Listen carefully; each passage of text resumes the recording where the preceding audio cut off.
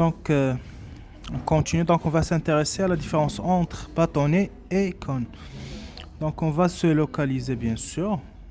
On est au niveau de l'œil humain, au niveau de la rétine. Normalement, au niveau de la rétine, comme on vient de voir, il y a les bâtonnets et les cônes. Il y a la partie pigmentaire et la partie nerveuse. Ok? Donc, pour les bâtonnets, on va commencer par les bâtonnets. Ils sont très sensibles à la lumière. Donc, pour une lumière qui est très faible, les bâtonnets sont très sensibles. Donc, un seul photon peut stimuler les bâtonnets. Contrairement aux cônes, donc, ils réagissent à une lumière qui est très intense.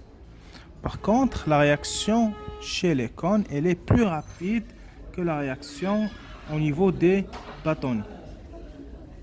Donc, les bâtonnets sont adaptés à la vision nocturne et périphérique, okay? Contrairement aux cônes qui sont responsables de la vision photopique. Donc, au niveau des bâtonnets, on va trouver un seul type de pigment, de photorécepteur. Par contre, au niveau des cônes, il y a des pigments, il y a 3 pigments. L'un de ces 3 pigments, ça permet de capter toute la gamme de couleurs. Chaque cône, ou petit nombre de cônes, est relié à une cellule ganglionnaire. Je m'explique. Donc, ici, chaque cône, ou bien un très petit nombre de cônes, est relié à une cellule ganglionnaire. On a dit tout à l'heure que les axones des cellules ganglionnaires vont former le nerf optique. Par contre, au niveau des bâtonnets, on pourra avoir jusqu'à 100 bâtonnets par cellule ganglionnaire. Ok? Donc, on pourra avoir jusqu'à 100 bâtonnets qui vont être reliés et connectés à une seule cellule ganglionnaire. Cela va permettre le traitement d'informations d'une manière collective et on va avoir une faible résolution. Quand je dis faible résolution, c'est par rapport au traitement de l'information par les cônes. Ok? Donc cette faible résolution va donner une vision qui est normalement floue, en absence de cônes. Ok, bien entendu. Donc, à titre d'information, il y a beaucoup de molécules pharmacologiques, il y a beaucoup de produits. Pablo, par exemple, il y a les anxiolytiques, les neuroleptiques, il y a également quelques antidépresseurs qui vont cibler la voie nerveuse de la rétine, donc l'image. Donc, ils vont agir au niveau de l'aire visuelle et on va avoir une vision floue.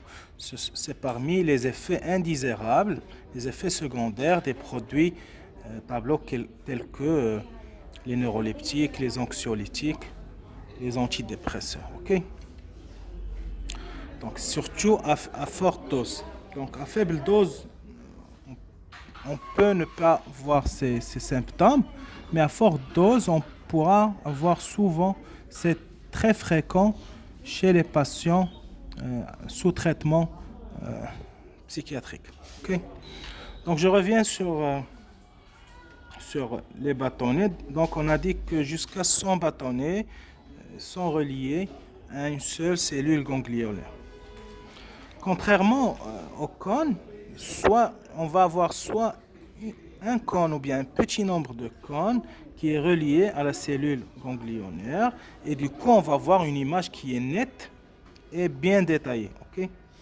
Donc les bâtonnets ça donne une image qui est un petit peu floue, par contre les cônes ça donne l'image qui est nette et détaillée parce que chaque cône est uni au centre visuel par une ligne qui est directe. Donc la ligne directe elle est constituée normalement par une voie nerveuse qui va du cône jusqu'à l'aire visuelle. Voilà.